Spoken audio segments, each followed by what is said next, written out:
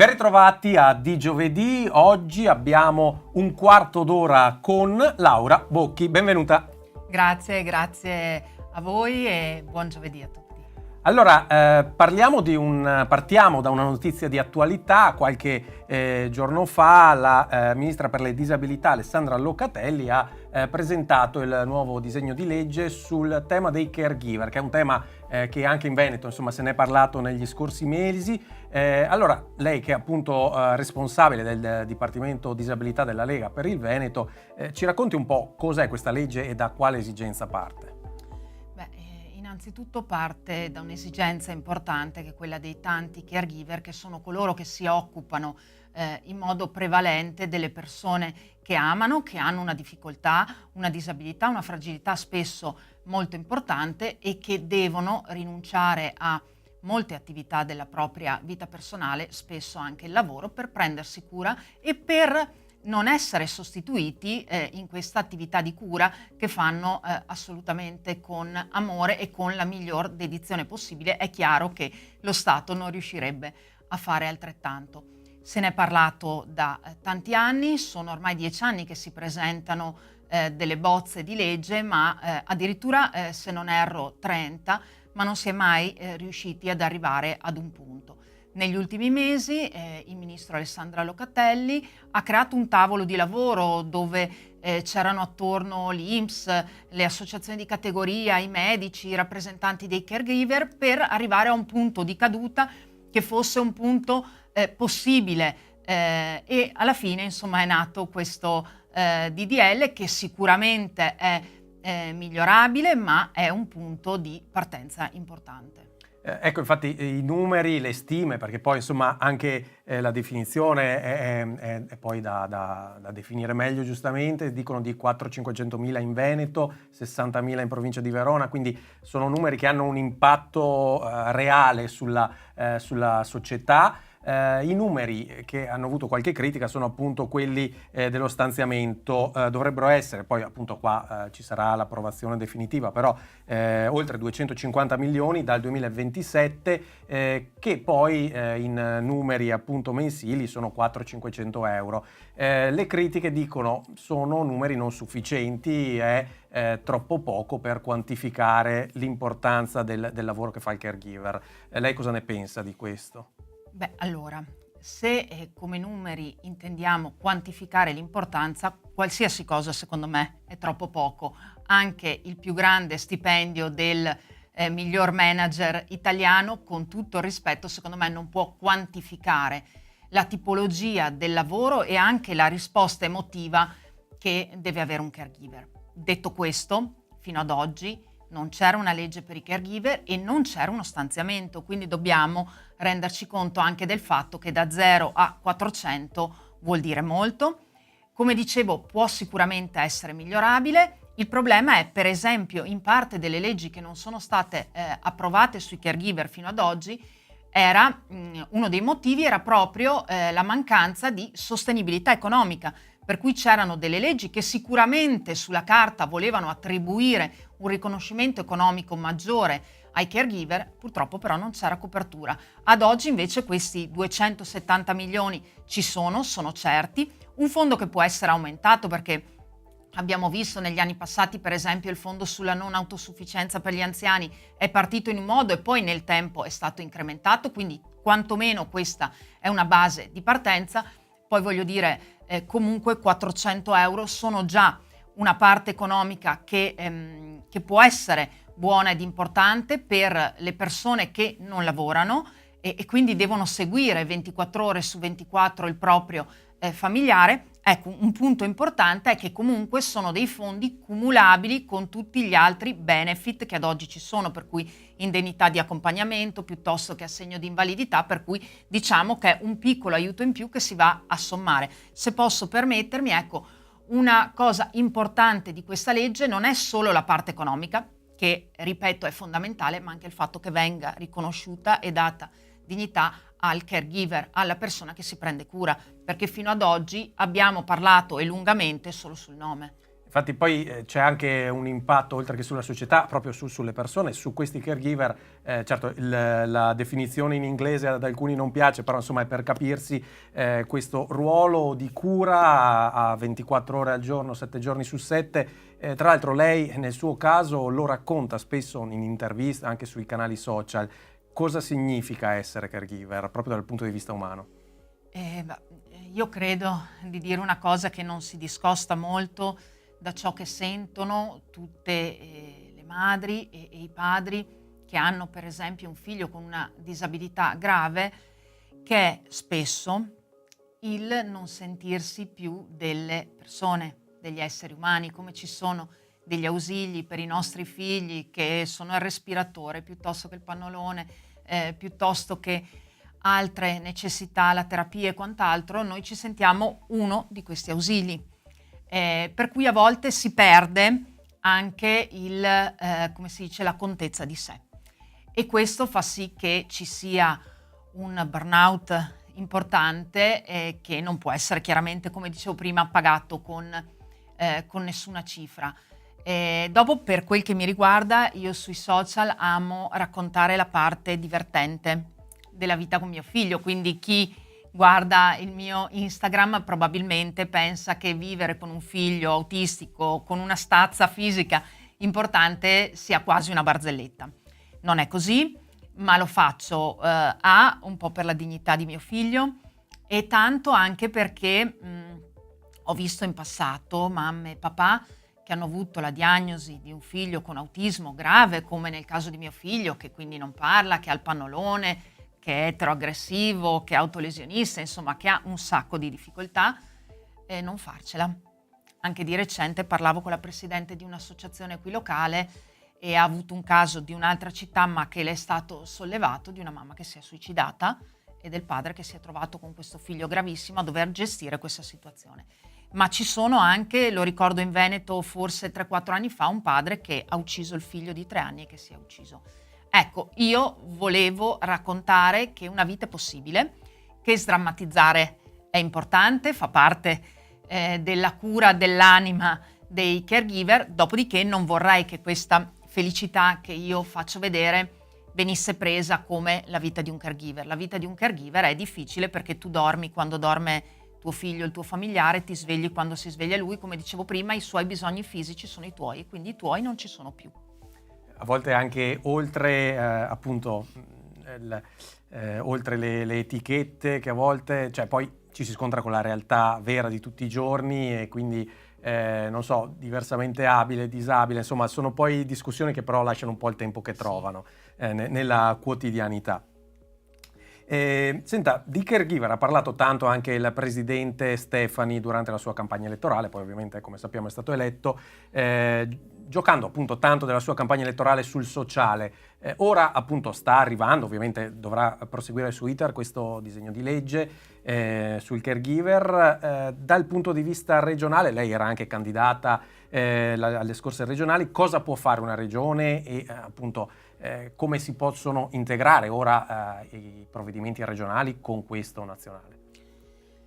Beh, allora innanzitutto credo sia fondamentale ed importante che un presidente di regione, prima candidato e poi presidente di regione, abbia puntato in tutti i suoi discorsi ed interventi, soprattutto nel programma di governo e di mandato, parlando innanzitutto prima di persone.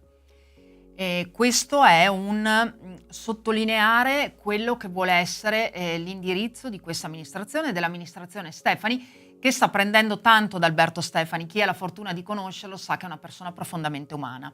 Alberto conosce mio figlio e ha vissuto certe cose. Quando gli ho raccontato degli episodi della vita mi diceva di tanti di noi si lamentano per delle sciocchezze, invece questi sono i problemi.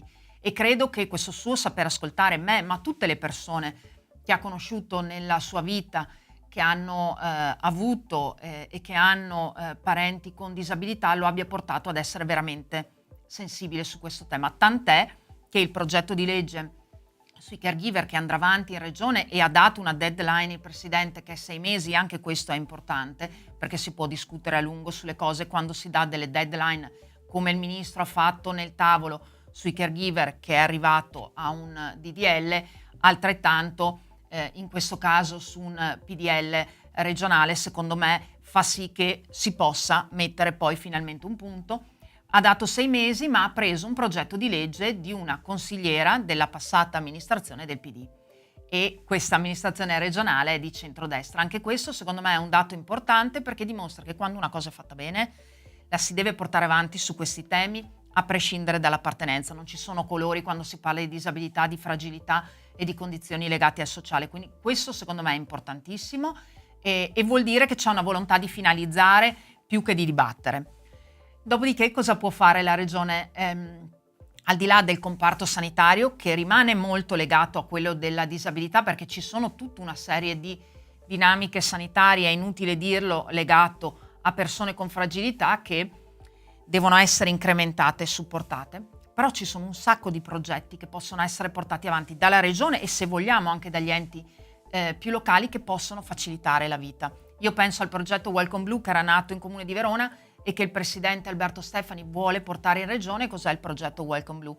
È mettersi attorno ad un tavolo con gli stakeholder e le associazioni di categoria, per esempio dei commercianti, degli esercenti, che facciano una formazione e va in qualche modo a educare la società affinché possa accogliere, per esempio, persone con disabilità neurocomportamentale. Vuol dire tanto se il caregiver può andare a mangiarsi una pizza con il figlio. Perché? Perché arriva, non lo fanno aspettare, gli mettono un tavolo nell'angolo, nella zona più tranquilla. Se il ragazzo lancia una forchetta, nessuno lo guarda, cioè il sentirsi capiti ed accolti vuol dire tanto. Quindi questo, per esempio, è un progetto importante, ma si parlava anche di un tavolo che aiutasse nella sburocratizzazione, non tanto nelle dinamiche sanitarie, perché lì ci sono dei protocolli molto particolari, ma se abbiamo qualcuno che ci dice: tu caregiver hai diritto a chiedere questa cosa, quest'altra cosa, sai che non paghi il bollo, ce lo dicevamo prima fuori onda, cioè io ho scoperto, da persona comunque che fa politica, che potevo non pagare il bollo. Io l'ho sempre pagato perché, come tutti i bravi cittadini, faccio la mia parte. Cioè ci sono un sacco di cose che il caregiver non sa, perché non ha neanche tempo di fare le 7 chiese, di mettersi davanti col faldone di documenti e chiedere: posso avere qualcosa, potete aiutarmi? Ecco, se c'è un centro unico che dà delle informazioni e che magari aiuta, fa le pratiche, le inoltra, questo è importante. Ecco, e questo è un po' anche una dinamica di cui ha molto parlato il recente decreto legislativo 62 del 24, che è quello sul progetto di vita, che parla di un tavolo unico che attiva i progetti di vita delle persone con disabilità, ma oltre ad attivarlo da un punto di vista, diciamo, di concertazione, lo fa anche fisicamente. Cioè l'INPS, l'ASL e tutti gli stakeholder che sono all'interno di questo tavolo poi devono immediatamente attivare la procedura. Non è più il papà e la mamma che, ok, bellissimo, adesso vado al distretto, chiedo che mi attivino. Cioè questo secondo me è uno sgravio di lavoro e di pressione nella vita di persone che già di peso ne hanno molto. E per chiudere il cerchio, appunto, abbiamo parlato di livello nazionale, regione, lei è stata anche consigliera comunale e ovviamente questi temi li ha trattati e tanti progetti sono nati anche dalle sue iniziative. Spesso ci sono sindaci che dicono: io mi trovo in difficoltà, non so come gestire certe situazioni, ma cosa possono fare anche i comuni, da quelli piccoli a quelli più grandi, nel settore appunto socio-assistenziale? Beh, allora, innanzitutto adesso avremo le nuove ATS e quindi il fatto che ci siano più comuni assieme, secondo me, può aiutare i piccoli comuni che indubbiamente sono in difficoltà nel gestire delle problematiche che hanno bisogno anche di una preparazione importante. E quindi questo secondo me è fondamentale. Io spero anche, lo devo dire, in un'autonomia ed una modifica, per esempio, nella legge delle province, perché secondo me le province potrebbero essere fondamentali su questo, perché potrebbero essere un hub di expertise dove degli esperti importanti possono attivare dei progetti su tutta la provincia, senza lasciare il sindaco del paesino di 1000 abitanti a dover gestire delle situazioni a volte veramente complesse.